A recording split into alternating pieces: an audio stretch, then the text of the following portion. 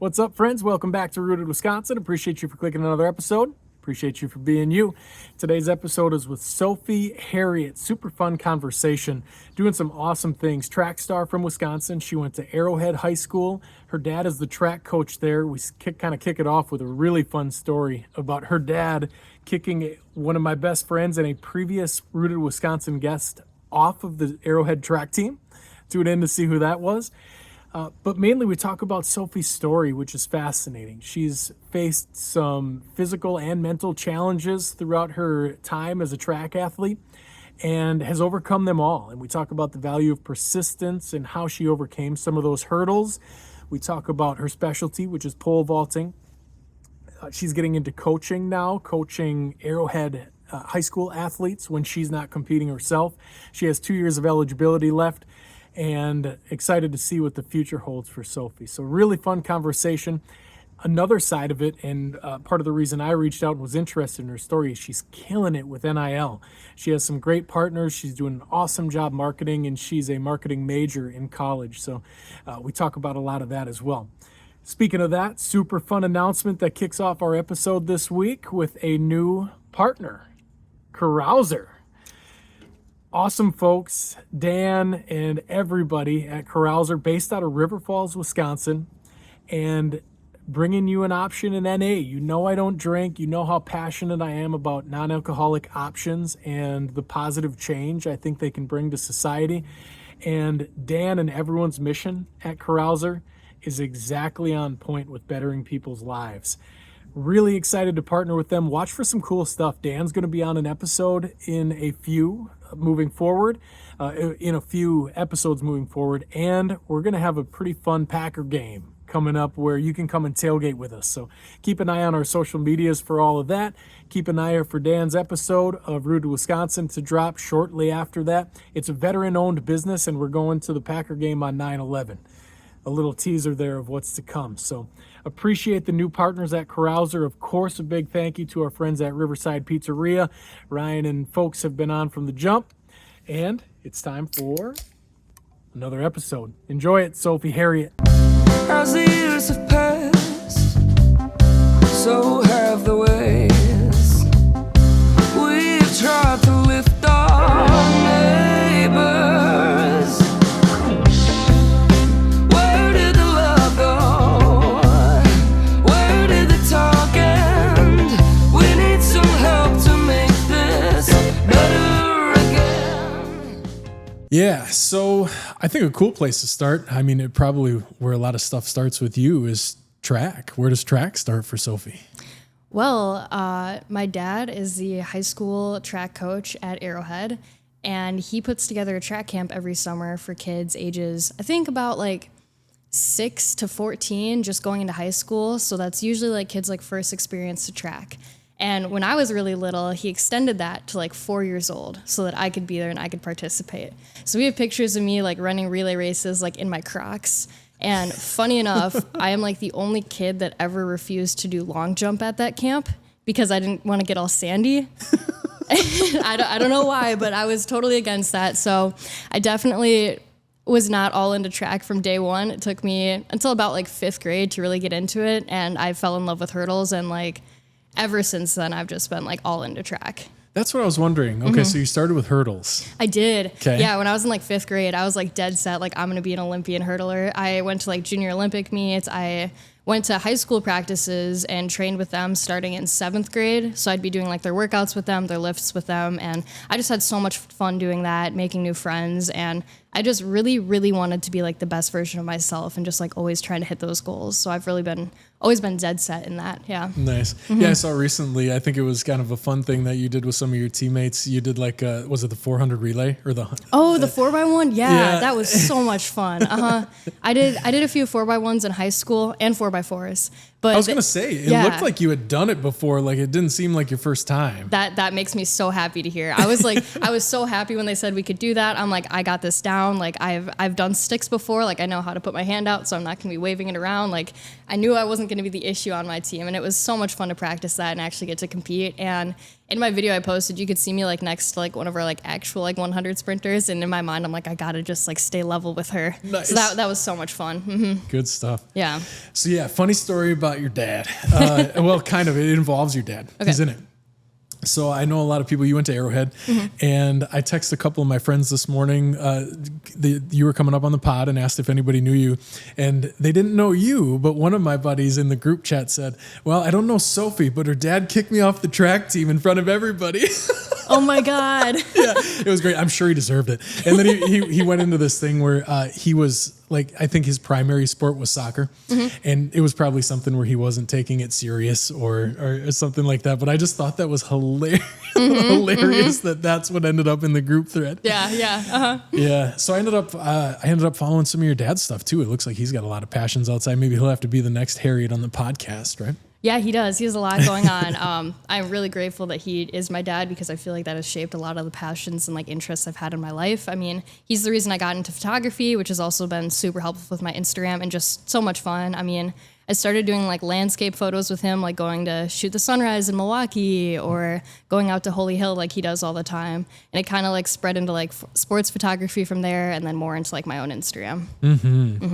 So that's a question I have. What's it like having your parent be your coach? I mean, through a high level. I loved it. I know some kids don't like it as much, but he has never been like on me to do workouts. Like since I was probably like 12, I'd be asking him like, what workouts can I do? And like, he'd tell me to stop. Like when I was in middle school, there was like a 3-month period where I'd run like 400s in the morning at recess. And when I got home again, and he's like, all right, you got to dial it down 12 a little bit. of them a day? Yeah. Nice. And like, I obviously like, I didn't keep that up for very long. Like that's not super helpful, but I really wanted to get better. So I wanted to find like any way to do that. So it's been great. Like getting to come home from practice and like analyze my vaults, analyze like what I'm doing for my sprint form, like think about what we're doing in the weight room, and have someone that can actually like talk to me about that and like work through those things. So that's been so much fun to me.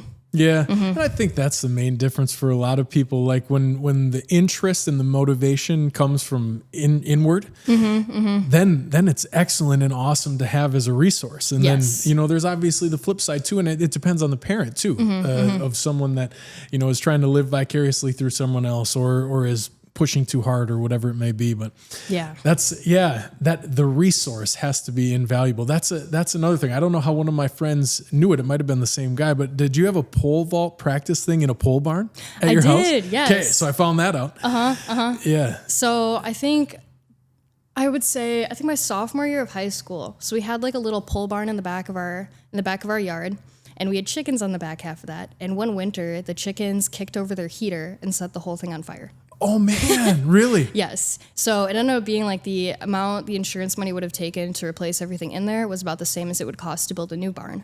So they decided to build a new one, even bigger. And that same year, Arrowhead was going to throw away their old pole vault pit. So we're like, oh, we'll take care of that. Awesome. So we put that in there. We built a little runway that went outside. So all throughout COVID, I just had like a pole vault pit in my backyard, and I'd do like workouts for like 5 hours because like there's nothing else to do. Yeah. But that was so much fun. Like I had a friend or two that would come vault with me, and that was just a really great experience and like so helpful to work on form and that kind of stuff.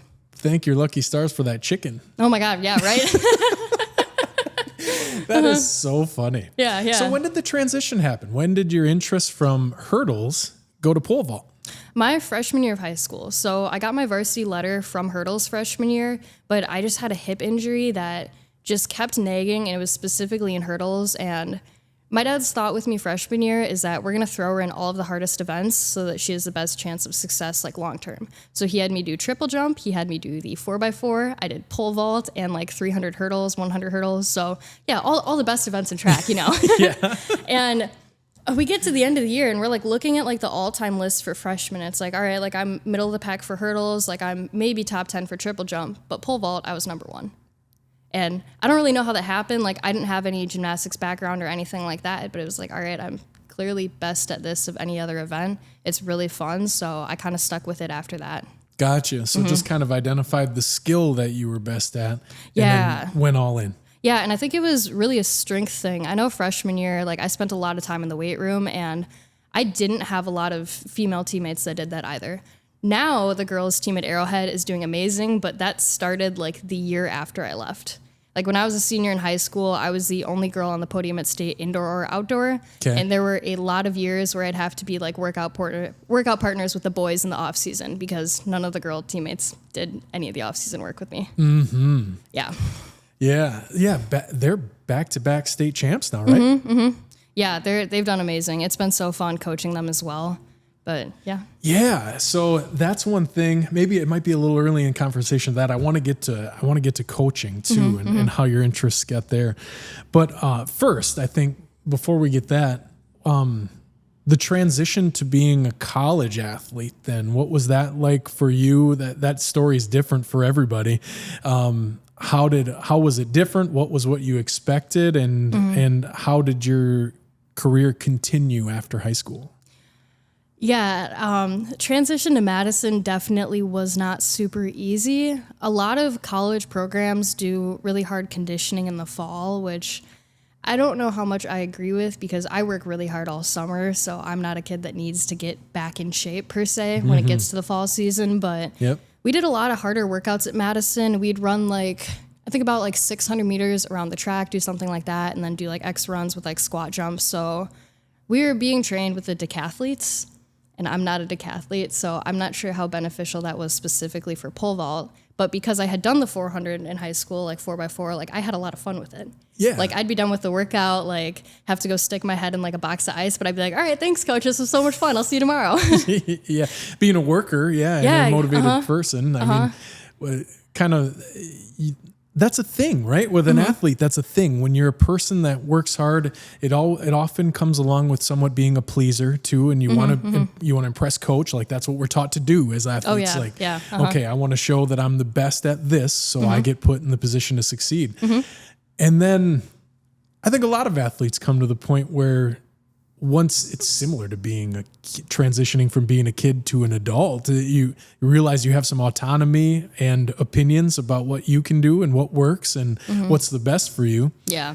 And then did it take up some, I'm sure it took a lot of reflection and work to let that finally come out, right? Your thoughts about that? Yeah. I'm someone where I love to feel like I'm working hard. Yeah. So those kind of workouts, they felt great, but I wasn't progressing in actual pole vaulting. Yep. So I had definitely had many conversations with my coach, but he very much did not appreciate that. Gotcha. He would tell me that I had no say, I hadn't really accomplished anything yet, so I should 100% just listen to him and not ask any questions, which I didn't really agree with. My coaches at Marquette are way better about hey, I will explain to you why we're doing this, what the method is behind this. So I've loved that. That was great for me, but it definitely took some time at Madison, and I think eventually my coach realized that I wasn't questioning his expertise or skill. I just genuinely wanted to know more about pole vault, more about okay, why are we doing the training that we're doing? This is very different from what I've done in high school. What's your thought behind that? So it definitely took a hump to get over that, but it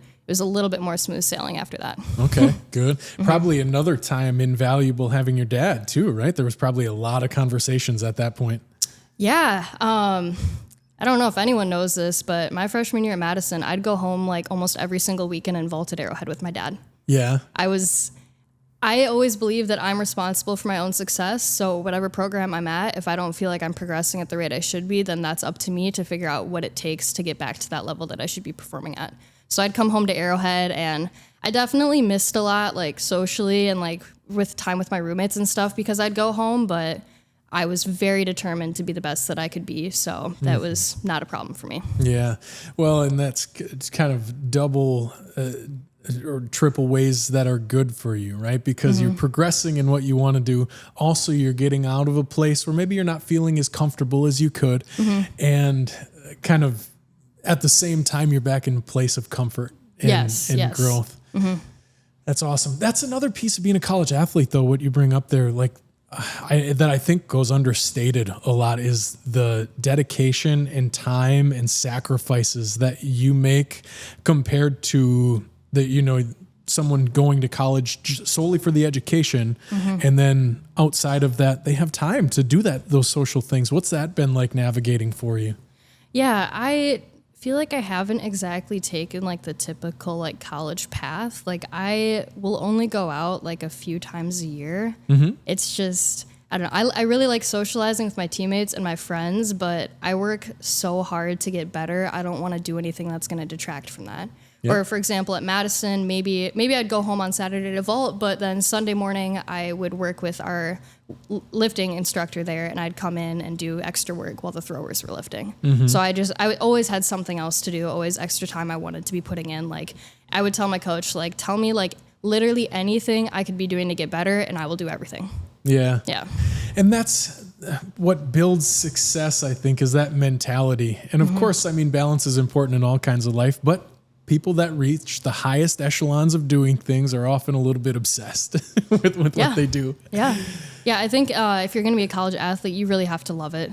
I mean, if I didn't love track, I definitely would have quit after things went south at Madison. There's definitely been so many times where it's been iffy. Like, am I progressing? Like, is it worth it? Am I getting better? But every time things have gotten difficult, I think that has just pushed me to like dive deeper. So it crossed your mind. I'm sure it does in that scenario. Crossed your mind of just leaving it behind and moving on to what was next in life? It did when I got sick. I'm not sure if you heard about that, but I was hospitalized for septic shock for 4 days, my fall of my sophomore year of college. Septic shock? That's super dangerous too. Yes. I had a staph infection that looked like little pimples on my legs, and I remember, I think this was like around the first week of October, and Monday I went into my trainers and I'm like, hey guys, this doesn't look right, like something's wrong. And they're like, it's not a big deal. I think they put like Sharpie marks around it to like see if it got worse or anything.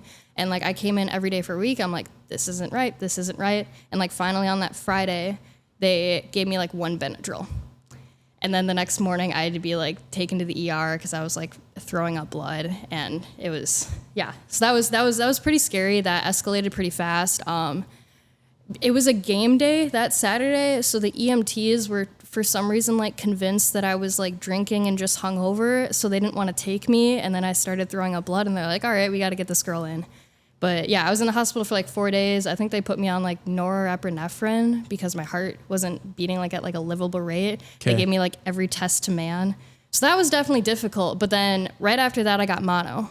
Okay. So just like double punch to the gut right there. And then it was really hard to get back into track. Like they told me I wasn't allowed to lift, wasn't allowed to do anything that could cause like an injury to like my spleen, which was like inflamed because of mono. So that was definitely like a point where I'm like, all right, like, am I still going to be able to do this or not? Like, how functional am I going to be? How long is it going to take me to get back to normal? All that kind of stuff. Yeah. So that was the point where some question came in. Yeah. I mean, even my dad was like questioning. He's like, yeah, maybe you spend the next few months like trying to see where you can get back to it. And if you're jumping well, then we keep going. But if not, then maybe it's time, you know? And I feel like I always knew I didn't want to be done. Like, even when I was like in the hospital bed, like feeling like, okay, I feel like I'm like actually dying right now. Like, my first thought is, okay, when can I get back to track? Yeah. Like, when can I be back? Like, yeah, back to that obsession. Do you remember the first jump? Back? After that? Oh, that's a good question. I remember the first workout back after that. Okay. I remember my teammates were doing a pretty difficult workout, and my coach told me I could do like a couple ramp sprints. And I think I did like 10, and I'm like, can I do more? And he's like, you need to slow down. He's like, you need to stop. And another thing with Madison is they have you do like a straight pole vault. Like, I'm sure you've seen like pole vault videos before. Like, the pole bends a lot. Yep. At Madison, they have you hold a lot lower, so it's like stiff, kind of like old school vault. And for me, that was very difficult. And for a lot of kids, like, that is a very difficult like challenge, and try to figure out how to do that because it's basically a drill. So we would do that for like months before a season started, and I also didn't super agree with that in like effectiveness. But when I got back to jumping, that was all I was doing basically. So it's just kind of a drill, and then I don't think I actually got back to like real vaulting until like April. Okay. And that had to be a whole different kind of work, right? Kind of like restarting, probably. Yeah, the biggest thing I had to work with was my confidence. Yeah. Like, that just was completely shot. I don't know if you saw this either, but So I had mono, and then my first like full day back, I think was like the first or second week of February. So I had like one real jump day for the first time all season. And then my coach brought me and like a majority of all the other vaulters into his office, and he said, "I'm cutting all of you. I'm too stretched thin." And I was like, "Oh, all right." Really? Yeah. And like I personally, I wasn't going to argue with that. If he says he doesn't want to coach me, that's fine. I know a lot of other coaches that I've been successful with. And I vaulted 12 feet in high school and 11 both years in Madison. So I knew it wasn't a foot? Yes, a full foot. Really? And I knew it wasn't the right fit. I didn't fully agree with some of the training plans, and I know that coach has a lot of good experience with a lot of athletes, but it just wasn't the right fit for me. Yeah. So I wasn't too upset over that. I know at the time I definitely thought like I was the issue, but looking back at it, I mean, I jumped 12.8 at Marquette, so 20 inches higher in 1 year. Like I feel like that speaks for itself, honestly. Absolutely. Yeah. And you have some big plans for next year. I do. I'm really excited. Yeah, that's awesome. One more year of eligibility left, or do you have a COVID 2. year? Nice. Not a COVID year, but I think it's, I guess, either red shirt or like medical red shirt from like 7 Oh, you had a medical red shirt. Okay, Yeah, cool. yeah. Nice. So you have 2 years left. Yeah, Okay. I'm super excited about that. I feel like my freshman year at Madison, I had a stress fracture, and then obviously sophomore year, I was pretty sick. So I feel like this last year, it took me until February to get back to where I was in high school. There was like a meet at UW-Milwaukee where I finally cleared 12 again, and I like almost cried. I was like so happy to finally like be back in that place. And then it was just so much fun, like building up my confidence this last season, and actually speed. My form did not improve a whole lot, but I got a lot faster and stronger at Marquette, and that really showed with my heights. So this summer I've been really focusing on breaking down more of like the technical aspects. So I'm really excited to clear some higher bars this summer and going into the next season. Nice. I'm going to move around so these lights come back on, and then I have my next question. All right. Okay. So do you think that foot was a lot of that mental? Or was it a 50-50 mental physical, or was it more physical? Why do you think that foot happened? Well, it's a lot of like technical pole vault things. So when I was in high school, I was on a pole that was 13 feet long and weight rated at 145 pounds.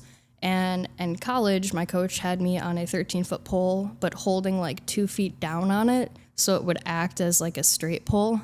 So it like would have been like near impossible to jump the same height doing that. I'm not really sure why he thought that was the best strategy, but it was just, he wanted me to do different things with my form and basically had me like competing like on like a drill. Okay, so it was technical more than It was anything. definitely technical, but he wanted me to get my step further away from the pit, so he wanted me to like jump further away from the pit, which I definitely needed to do, but since he had dropped my grip, I was taking off where I need to be, and I think he was so like overwhelmed with all of his other athletes, he didn't realize that. So I was having a lot of like sketchy practices where I was landing back on the runway like every single day. Like that was like a common occurrence for me. For someone who had been pole vaulting for years and years, Yes. that's wild. Yeah, I think I'm at just about like a decade of pole vaulting now. Yeah. And like I'd go to practice and I'd just know like I'm standing on the runway. I'm like, I'm going to land back on the runway. I'm going to jump up here and I'm going to turn back around and like have to like roll out of this or like hurt my ankle or something. And like that is really hard to like trust yourself after that. So I did a lot of work with a coach in Madison, Pete Dvorak at Madison Pole Vault Club. And it took so much time to like build back that confidence. We started on like a really short approach and just slowly moved that back. And he said like I look like a completely different athlete than like the first day he saw me. So I'm really glad to hear that, but that's been a great experience for me. Nice. Okay, so I want to talk about marketing a little bit today too. Yeah. You're a marketing major. It looks like you've got some killer NIL deals. Let's start with NIL because I think that's such an interesting space. I had the opportunity to have Stephanie Grady on a while back, and she talked about NIL. I think it's awesome that college athletes are finally able to earn money. Like that seemed like it should happen for so long. Yeah. How has navigating that process worked for you as far as like setting up the deals, like figuring out, growing your social following, which is killer, like, and making content? Like what led you in that direction? Was it NIL or was your interest there and you used that as a tool? How'd that all come about?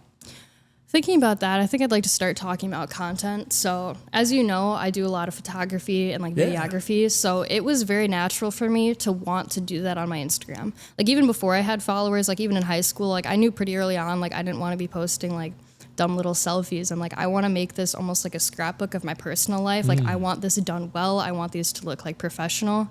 So, I think that really helped by the time I got to Madison. And I posted like my media day pictures. And sophomore year of college, my media day pictures went viral. I had an account called College Weekly repost one of my pictures, and it got like 70,000 likes. So when I was in that hospital bed, actually, I was like looking at my Instagram, and I was like, why do I have 8,000 followers? Like, what happened here? Yeah. And I just saw like a bunch of accounts started like reposting me, and I was like, oh, this is cool. So I kind of like got thrown into that a little bit, but because I had already like had that base of like posting like consistent quality content, people were seeing that picture and then looking at my page and they're like, oh, I want to follow this girl. Like, she posts like good things about track and like that kind of stuff and travel. And so that was fun. After that, I think I've definitely had more brands reach out to me than I've reached out to. I haven't had much success with that. Obviously, like, you know, in marketing, like, brands they don't do anything random. Mm-hmm. Like, they have like planned campaigns that they're working on. And I feel like that's why it's more successful if they're going to reach out to me. Like, they're seeing my page. They're like, you fit with our brand. Like, I want to work with you. Yeah. So that just kind of like slowly built over time. We had people at Madison that would work with us on NIL. Okay. So that was kind of helpful. But even then, I was kind of doing a lot of that on my own. Funny enough, the day I got cut, I had to give a presentation at Madison to a bunch of the athletes about NIL. Really? Like that night. Yep. I had to present, and I was like, oh man, I got to get it together. How awkward. Yeah. But it was fun. It was a good experience. Like, I'm glad I like made myself go do that, even though that was obviously a rough day. Yep. Yeah. So that was fun. I've had a few NIL agents. I actually had a big issue with one this winter where they changed the terms of the contract after I signed it. Ooh. So I was only working with them for like a month, and I had said let me restart. They wanted 20% of any deal I made, regardless of if they were a part of it or not. And I was like, I kind of disagree with that. Like, if I'm putting in the work, reaching out to brands, I feel like you shouldn't get a cut of that. Was it a management agency or someone? Okay, yes, management agency. Got it. Yeah. Okay. So they altered the contract. They're like, all right, we're okay with that.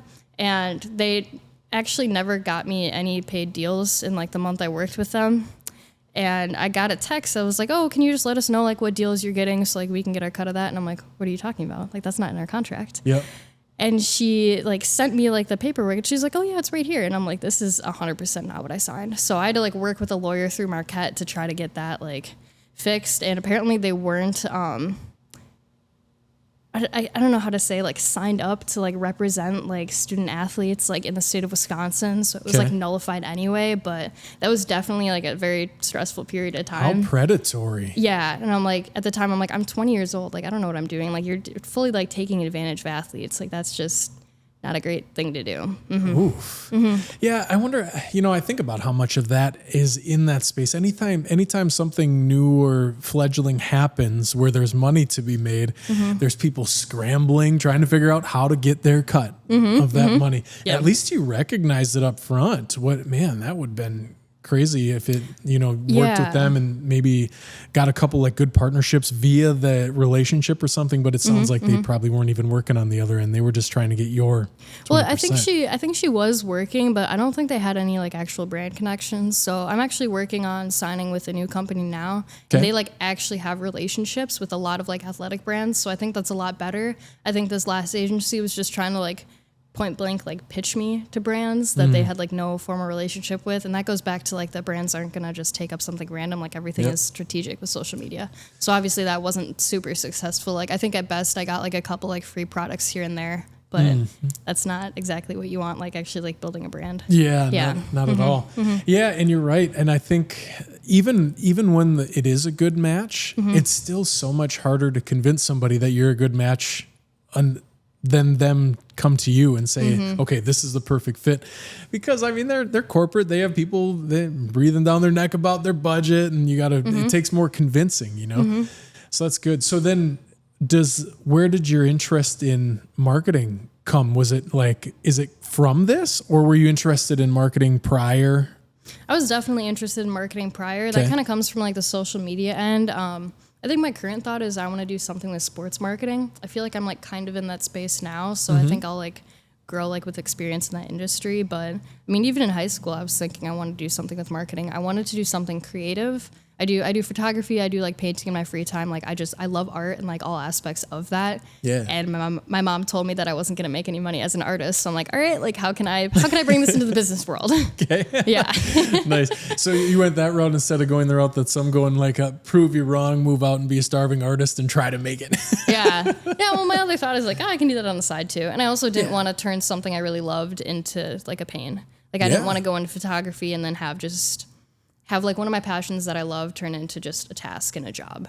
So I thought it would be best to like separate that. And I still kind of feel like that's probably the way to go. Yeah, for sure. Yeah. What are you enjoying making the deals? Like you talked about the contract issue earlier. Do you enjoy that piece of it? You know, cost per mil and all that stuff you have to do. And Not as much. I have a longer term partnership with C4 and I'm really enjoying that because of the freedom I have. Okay. So I just got to make a video about coaching one of my high school athletes at the Nike national meet. And like, that was so much fun to like make videos about that or going hiking or workout videos. But the freedom I have, that's so much more fun that I can actually like put together a quality video versus where they're not coaching your content. Yes. Yeah. Yes. I had to end like a deal I had with a brand pretty recently. I sent them my video based on like what they had asked and they just kept asking me to reshoot it again and again to make it more scripted and more like an ad. And I knew it wasn't going to perform well and I felt like it wasn't going to be a good look for my brand overall and might be counterproductive in getting deals in the future. So I just had to be like, all right, this doesn't align with my content or with my personal brand. And I had to shut that one down, which sucks, but I'm really glad that I'm able to like see that and make that call. There's some people that still don't get it. There's some people that still don't get what's working on social right now. And what's working on social is being you. That's why I was okay 5 minutes ago getting up and walking around and turning these lights on because it's what works. Like it's really what happens. You know? And some people still don't get that. And I think some of that stems from back to like people that worked in the traditional media days when everybody sat up straight and the cameras had to be perfect and the line had to be perfect or you redelivered and all that. And I think that like the average consumer sees through that right now. Is it something where did you have to leave some of their content on your Instagram? Like the partner, even though the partnership's done, is some of the content with them still on there? Yeah, we did. It was like a 2-part thing. So like the first video I still have up there somewhere, just deep in my feed. Yeah. But I was like thinking about the second one and I'm just like, I just can't do this. Like I'm not proud to put my name on this. And that's like the biggest thing. Like anything I'm posting, like I want to be like happy about it. Yeah. Like I'm excited. Like, oh, I just made this video. This is something new for me. Tried something different or just, I feel like this is quality content. And I didn't feel like it was that. Yeah. Nice thing about it is we just dangled a little carrot out there for people to scroll through your Instagram and that'll definitely help the algorithm. Yeah. Try to find which one it is. Yeah. I ask because I don't particularly like the deal side of it either. I like building the relationships with partners, but then always when it comes to the point of like drawing up the contract, I'm like, AI, just make this fast and easy for me because this is not what I enjoy, like the legalese language and stuff. And I'll make AI read my contracts. Yeah. It does like a pretty good job. Oh, I was yeah. like, all right, read this for me, like as like an influencer, like what's going to cause me problems here? And like it catches like 90% of the things. So that's been really helpful for me. 100%. I do the first drafts of mine with AI. I have AI write it. And it's probably how your partnerships work are probably, I would guess, flipped from mine because a lot of times they're probably providing the contract to you and you have to go through it. I'm generally with my partnerships writing the contract. So I'm like, I'm not going to toil away. I'm not a lawyer. I'm not going to toil away here for 5 hours. And I'm hoping like by the time we get to that point with my partners, hopefully they just see that I'm more of a handshake deal type person than anything. Like if it doesn't work out, whatever, it's not like we're dealing with $1 million here. Yeah. So it's going to be fine. Definitely. But yeah, so you like the creative side of marketing. That's one of the best things about marketing is that you can do so many different things. You can go in a million different directions. Do you think you'll stay in the social space or? I think I will as long as I can.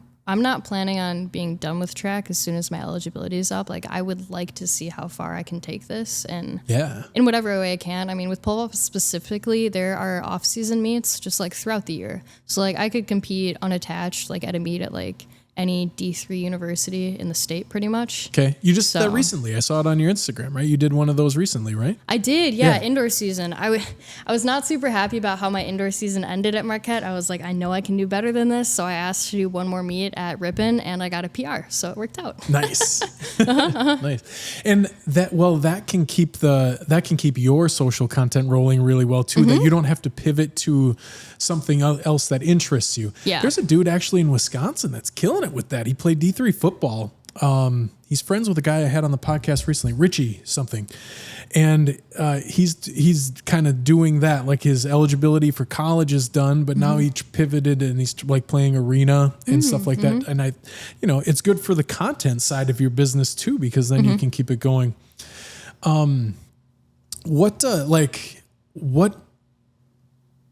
kind of I don't know much about track and field in general. I don't know a ton about, but pole vaulting specifically, like what do Olympic pole vaulters get? Like female Olympic pole vaulters, like what is that height?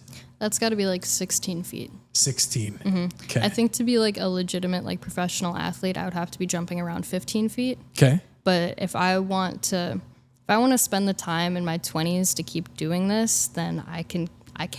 Like I said, like there are so many opportunities for that. So let's say I finish college at 14 feet, but I spend the next 2 years and I get up to 14.6 and just slowly chip away at that. I've been going to the Wistka track and field clinic with my dad since I was in 7th grade. And there is one coach there, Harry Mara. He coached Ashton Eaton, if you know who that is. He's like a Olympic champion in the decathlon. Okay. And he was talking about how a lot of the Olympians are like 26 to 28, and there are so many kids out there that could be that caliber, but they just don't want to take the time like to be doing track for like that long, like that late in their life. So that's kind of something that I think I heard that when I was in like 7th or 8th grade, and it kind of always stuck with me. Like I want to be here for the long run. Like I want to see what I'm capable of doing. Yeah. Yeah. Yeah, and there's probably a couple angles to that, right? One, burnout happens in a lot of different ways. So when you find yourself in a scenario you're not enjoying, or like if life presents other opportunities that are more appealing at the time, but also I think there can be an issue of resources too. That I know that happens with Olympic athletes all the time. That's another group of people that I think should probably make more money than they do, which is crazy. Like once every in their respective seasons, once every 4 years you get to go and compete, but then in between you're just like hammering away work, barely getting paid. Yeah. And for a chance, I think we could probably, as a nation, do a little bit better job with that, of providing a space for people to succeed resource wise. And like thinking about it, that I feel like it just has to be with social media. Right. I mean, like if I was doing well, like in like the influencer space and continuing work with partnerships, like that is equivalent to being like a professional athlete, like with a deal, you know, like, cause they're not paying you all that much. Like if you are like that high caliber, but if I have like that social angle, like I could just continue doing what I love at whatever level I end up being at. Absolutely. Yeah. And I think you're spot on. Daniel, you want to do the stand up and walk around this time? Thank you. Thanks, producer Dan. Appreciate you. There's another Wisconsin track star that I think is doing that pretty well. I think he's from northern Wisconsin. Kenny Bednarik. Yeah. Like his his following's pretty big, and I'm sure that helps keep, and given he's reaching the highest echelons of his sport. But I'm sure there's a transition period where even him was like, where does money come from this? And social being the place, I think that's pretty forward thing. You're thinking like a marketer. That's something I tell my students all the time. Like, teaching's a wild thing, and I understand wholly that you don't leave a class. Like when I think back to getting my marketing degree, I don't remember what I learned in classes. I remember these like overall themes. So I always tell my students, like, I just want you to think like a marketer when you leave here. And if you do, then opportunities will present themselves. You're going to do just fine. But like identifying where that could happen for you is good. And that's probably, there's alignment with that of succeeding in whatever you put your mind to. Because just talking to you a little bit, I can tell you're a very driven, motivated person. And a lot of times that combined with seeing where you can open up a door for yourself is what leads to proverbial success, whatever that looks like to you. It's fun to think about. Yeah. I never really expected to be in like the social media landscape. So it's been interesting to see like what doors have opened up for me while I've been in college. Yeah. I mean, like freshman year of college, I was thinking like, okay, I want to try to get an internship. And like, that was really hard to try to figure out. And now I'm in the space where I'm like, I don't really need a summer job. But at the same point, I'm like, okay, I'm actually putting out content every week, like filming things, like editing, like this actually is my summer job now. Like this is going to be my job like throughout the whole school year. So it's been really cool to see like how this path has like taken me just past where I ever thought I would be. Well, it's also your internship too. I mean, you're a marketing major, you're doing it. Mm-hmm. That's really cool. Yeah. What, how has it paired with the athletic side of things? Do you find it to ever be distracting? Do you find it helpful? Do you find it just fun? Like, how does it pair? Because being so focused on getting really, really good at one thing, and now it's like I can tell your interest is in this space too. So growing interest in another space, how is it paired with being a college athlete? I would definitely say there's two sides to that. One, I'm very grateful that my dad has been able to take videos of me competing at my meets, so I don't have to mess with that while I'm competing. So that is really fun. Like, I love looking back at my videos and like stitching that together. I don't love having to film when I'm doing a workout. Like, it's like I would almost rather just take a Sunday and like go through like a couple different things and film it then. Like, it's not as fun to be like at Arrowhead on the field when there's other kids doing stuff and I'm like over here with my tripod, like, okay, I'm gonna do a couple squats and then end the video and do something else. I really want to get into my own like headspace. Like, I am driven, like I have goals. I am here not to just like check the box if I did the workout today, but like I want to do this to my fullest potential. So it definitely can get a little annoying to be like, I gotta film a video while I'm doing this, but I'm able to have more fun with that, I think, the longer I've done this. So I think I'm getting more into that space of like I can create really cool things now. And I think I just need to separate the times where I'm like hard working out and then like creating content, because those are just such different like mind spaces. Absolutely. Yeah. And that's kind of where my mind was thinking about it. Like if you're, working towards anything, trying to be at a high level, like you're in getting shit done mode. Like when I'm working out, and that to be in the creative mind space is completely different. Like, am I getting the right angle? Like, even though it's still, we talked about how important authenticity is, of course that is, but at the same time, it still needs to look good. And like, am I getting the right angle? Am I on the right spot? Like, did I remember my sponsor stuff? All of those things. Do I know what to say? Do I have to say something? Yep. So yeah, I wondered how that came into play. And I don't know. I know I would have a difficult time with that. We've talked about that on the podcast because some days like producer Dan can't always come. So if I have to set up the whole space and I'm thinking in that, I've had a couple episodes where I've had trouble navigating back to the conversation and remembering like what I wanted to talk about that day. Because you could tell we're not too scripted around here. So like I just kind of have these mind worms of things I want to talk about. And then if I was on like, oh, did I focus the camera? Like we talked about earlier, is the light up. So it's just two completely separate things that you have to bring together. One thing I will say with that is I do a large majority of my work in post-production. So like most of the time, like I could just set up a camera and start doing my workout and just make sure like I'm going to be in the frame for part of it. And then I take it home and take this like 10-minute clip and like cut it up into little smaller pieces. Like that definitely works more for me to try to keep those separate and not just be like on my phone all of the time. Yeah. So that's one thing I was going to ask. And I think that's a hurdle for less people now that things like there's a lot of tools that are helping people edit. But I think that's a hurdle still for a lot of people NIL, like editing their videos. How'd you learn how to do it? Well, for one, I have a friend who's a videographer for the Milwaukee Bucks. Nice. So he's like taken me through like Premiere Pro like a few times. I still need to get that like dialed in, but like that's been a super helpful resource for me.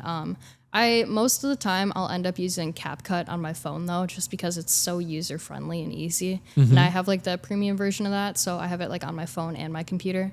So it's very easy to like stitch those clips then together, and Yeah, I feel like I end up doing way more editing with pictures than I do actual videos. Okay. Funny enough, yeah. Like I don't do a lot of transitions unless I'm like making a video for like my Marquette teammates, like at the meet.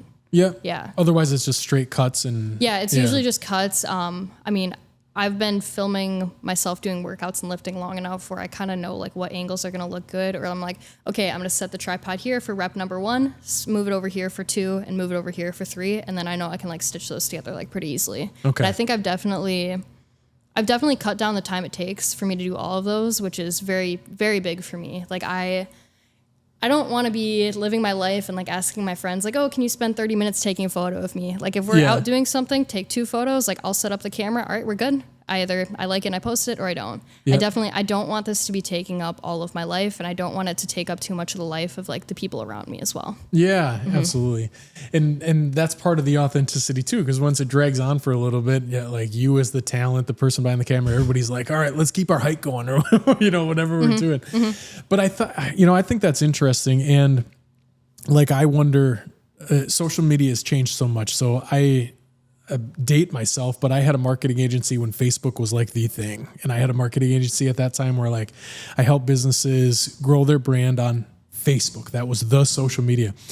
And at that time, content was like, you had to do Premiere Pro or something like that.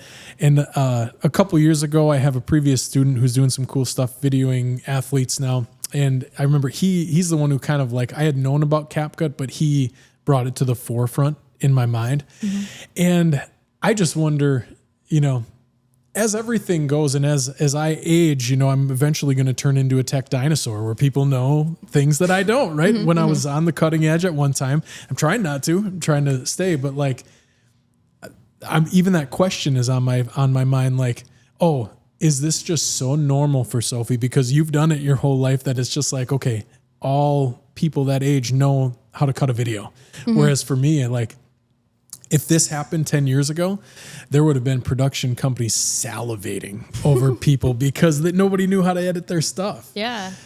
Yeah, I feel like I definitely get a lot of questions from my friends about like building their Instagram and stuff. So I do not think a lot of people know how to do that. But like having my dad being in that space and like other friends that do photography, it just I was kind of already doing it. And it's easier just to like have our foot in the door and just keep progressing from there. Okay, so wipe the sweat off my brow. I'm not a dinosaur yet. Got it. No. Got it. But even, the value of just having someone to hold the camera. Oh my God.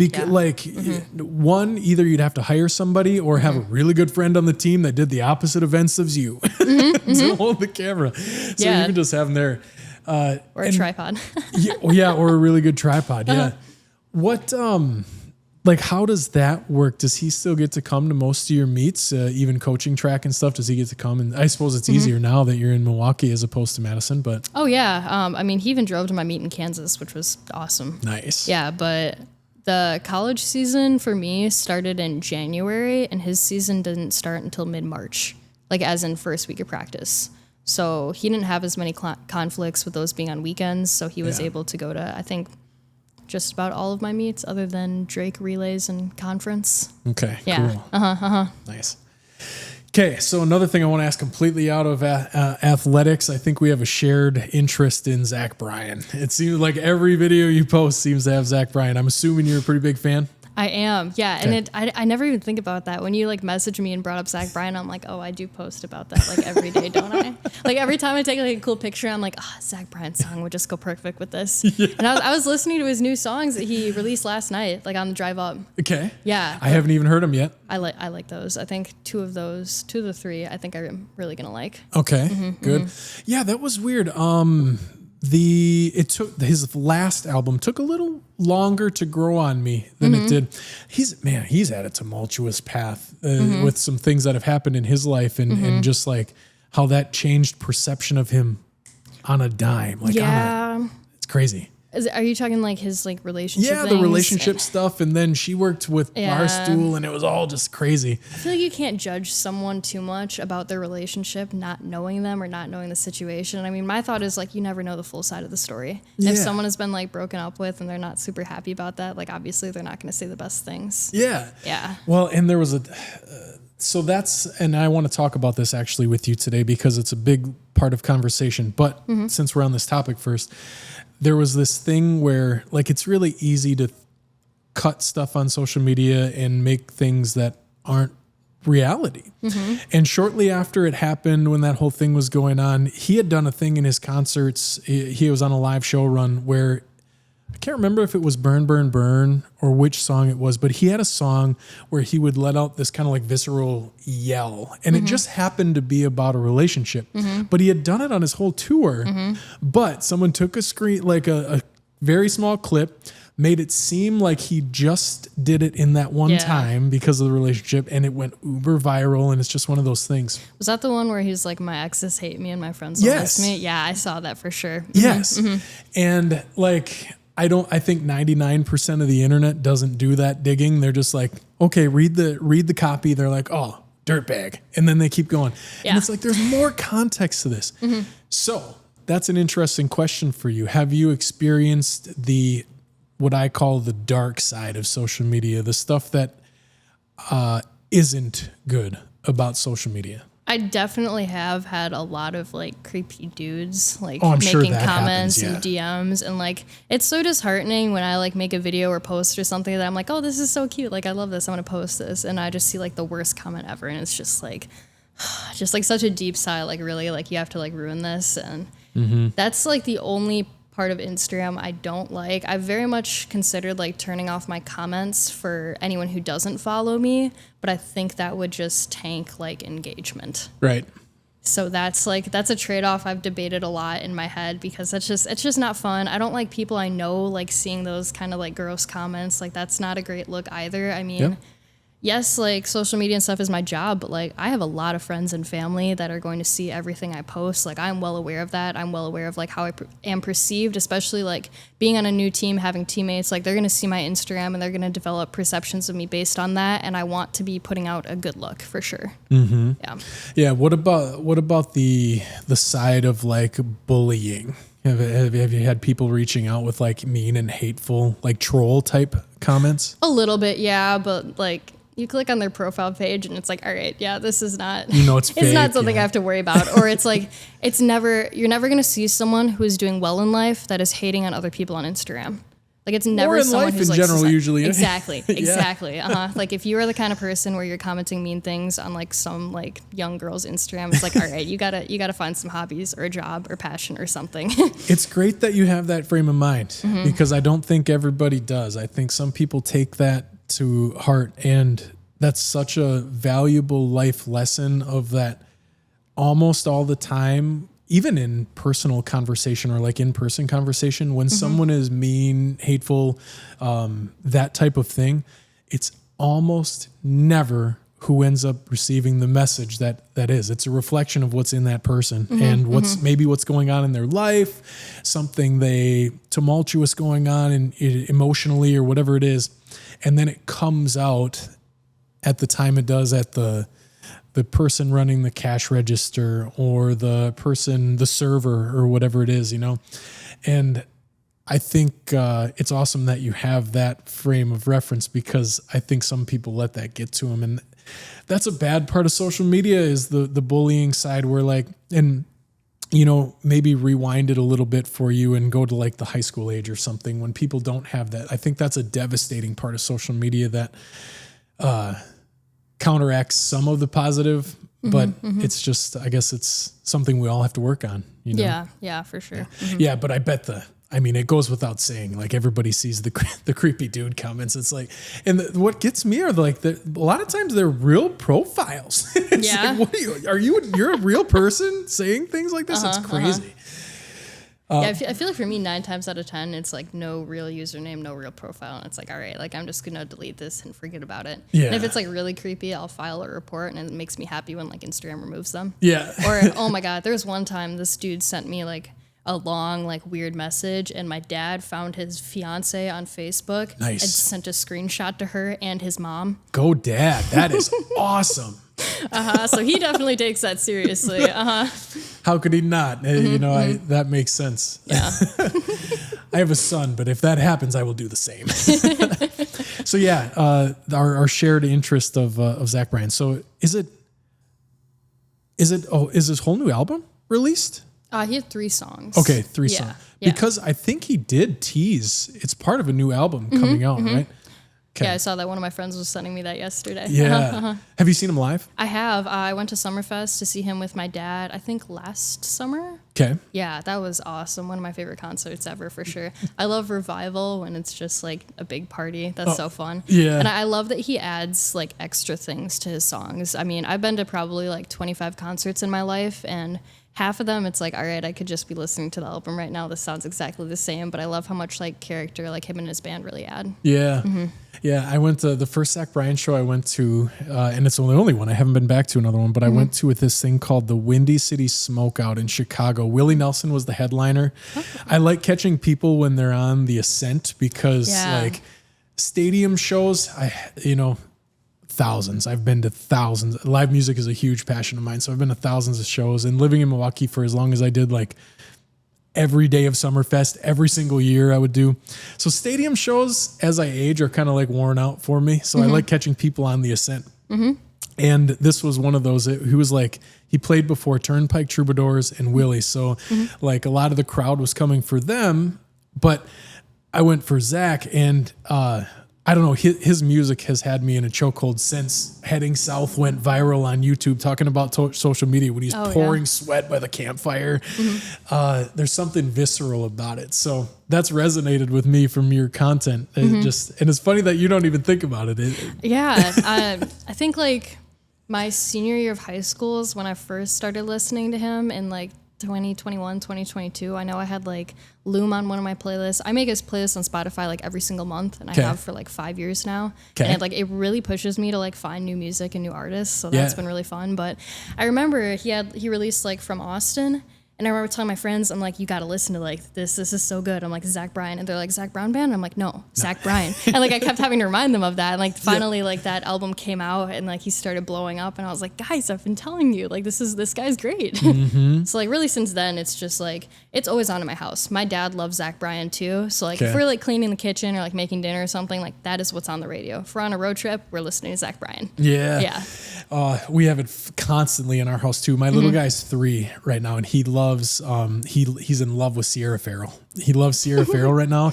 And so we'll play Holy Roller. I'm a bigger Zach fan than he is so far, but he does like the Lumineers and Spotless too. Oh, I love Lumineers. Yeah. Oh, so good. Do you remember though, the one that hooked me in was From a Lover's Point of View? That's kind of a deep cut for Zach Bryan now. I was listening to that a lot yesterday. I don't know why, but like specifically that song was like on repeat. Okay, fascinating. It happened Funny yesterday. enough, Life's a weird thing. Yeah, that's kind of a him deep cut now, but man,